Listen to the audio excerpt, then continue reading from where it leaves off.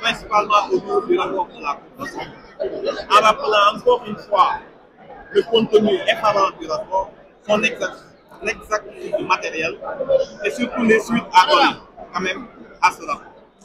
Il a été question aussi de mettre fin à la désinformation autour d'un probable ajustement structurel inexistant, de projets de licenciement massif, de fin des subventions, que ce soit sur les denrées de première nécessité ou autour de l'énergie, ce qui est totalement faux.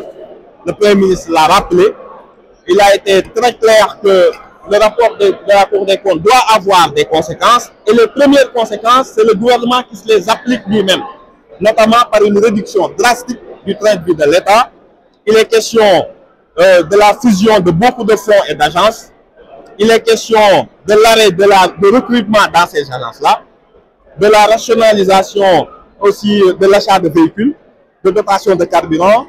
Et s'il y a des possibilités de réduction de salaire, cela ne va concerner que les plus hauts salaires de l'administration.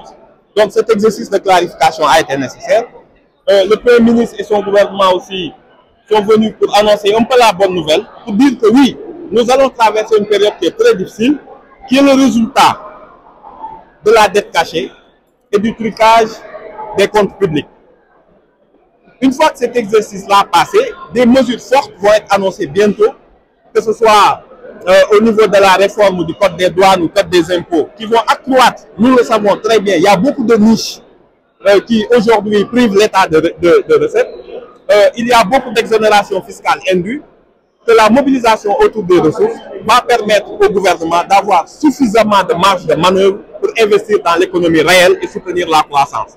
Donc, c'est certes un message inquiétant qui est issu du rapport de la Cour des comptes, mais le gouvernement, le président Bassirou Diomaye Faye et le Premier ministre Ousmane Sonko ont décidé de prendre à bras le corps le problème, de faire face à la tempête et d'annoncer que bientôt, avec une loi de finances rectificative, les vrais chiffres vont tomber et le gouvernement va dégager suffisamment de marge de manœuvre pour pouvoir lutter efficacement contre le chômage et prendre à bras le corps les préoccupations des Sénégalais. Merci.